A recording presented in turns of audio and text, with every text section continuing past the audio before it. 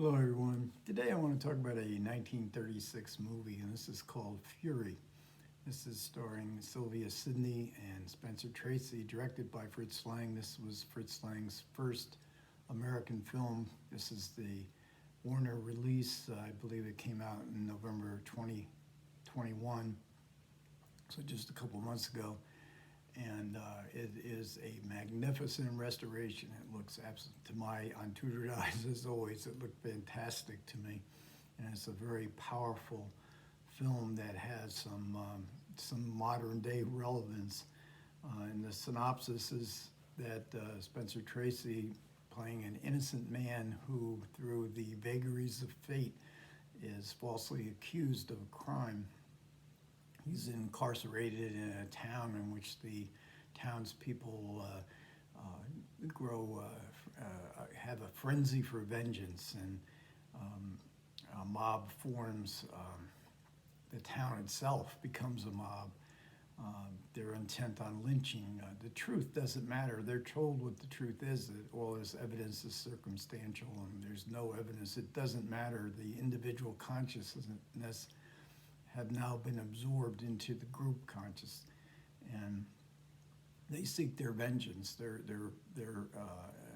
mob justice. And of course, it's chilling, no matter how you look at it, because Fritz Lang films this very, very cinematically powerful. But you know, we're reminded of some recent events in the United States that there's nothing that's going to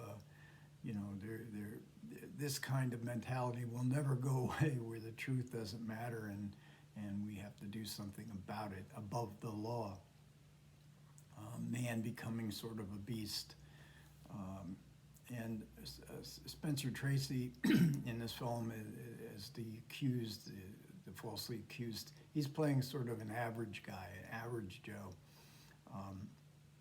Tracy not yet a big star. In fact, they share top billing. He shares top billing with Sylvia Sidney, but Sylvia Sidney gets she's billed first, and she was a big star. And I think she was under a long-term contract. I think it was to Paramount, and she had fame and success, and she wanted more or less to get some good acting roles. And she knew about Fritz Lang's reputation in Germany and in France. He made one film in France before he came to the U.S. So she really wanted to work with him, and she's one of the few actresses that actually has good things to say about Fritz Lang. But most of the actors in this movie, Spencer Tracy absolutely hated Lang, and Lang was he had been in Hollywood for about a year, signed to a contract at MGM, and but he was difficult to get along with, to say the least. And in Germany, of course, he was the top director of Metropolis and M. But he had a hard time getting his career going in the U.S. And he had this, despite his anti-Nazi feeling, he had this authoritarian demeanor about him. He was a bully. He bullied actors. He bullied crew members. He was a perfectionist. He knew what he wanted. But he also had sort of a unique view of America that only an outsider could have. So when he had opportunities where no pictures were coming about, he would travel across America and throughout the West, and Indians, and he would talk to Americans. He claimed he never spoke German. He always anywhere. So he always spoke English. He didn't know the language that well, so it was partly to learn and partly his hatred of the Nazis.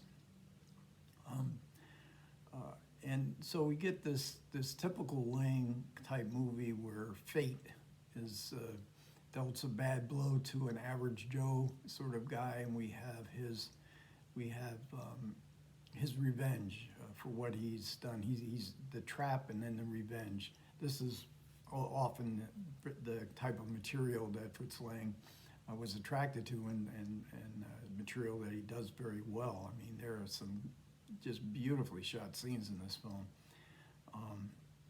We also get a Peter Bogdanovich commentary, and unfortunately we just lost Peter Bogdanovich last week.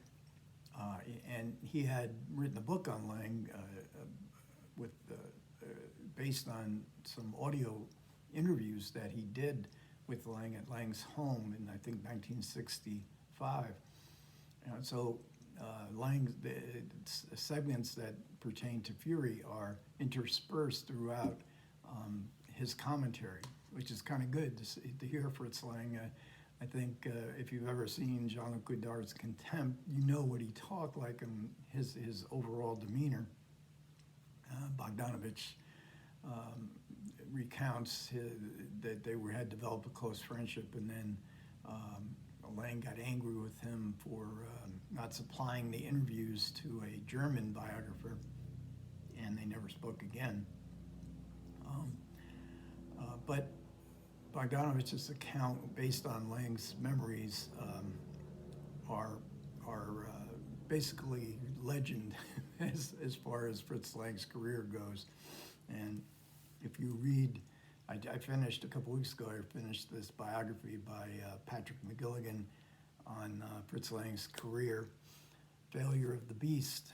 And it's, for instance, just one of the big lies that Lang always told was how he had been offered by Goebbels, the head of the German film business, the czar of it, by Goebbels, that Lang turned him down and then immediately left the country. And McGilligan shows how, I mean, he has copious evidence that this was a huge lie, and that it's doubtful he ever met with Goebbels, but he certainly then, at the time period, Lang was going back and forth to Germany much after that, and evidently was able to get much of his wealth and his art collection out of Germany,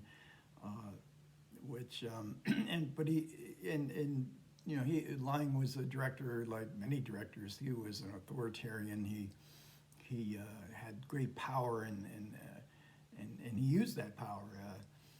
He was not a nice person. I mean, some people did like him, but he was not a very nice person. And when I first started reading this, sometimes I get a little bit, it's not so much disillusion, but you read about these great artists, and then you read that they're not nice people. They're driven people. They're neurotic.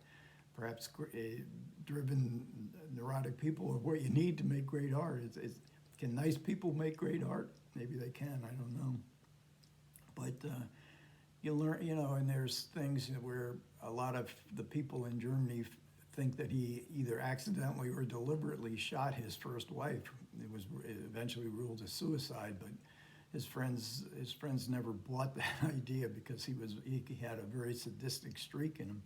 But you have to read, or at least I do. I have to read these kind of stories because they're as distasteful a man as Fritz Lang was.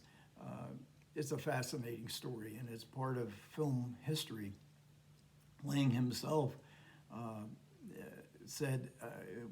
was quoted as saying, and is used as the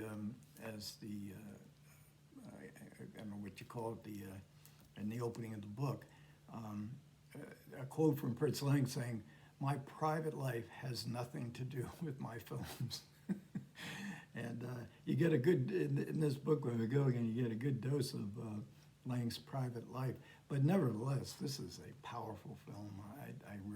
I hadn't seen it in so long. It's Tracy and Sylvia Sidney, absolutely superb. Okay, thanks a lot for everybody who managed to listen. I do appreciate it. Comments are welcome. You guys take care.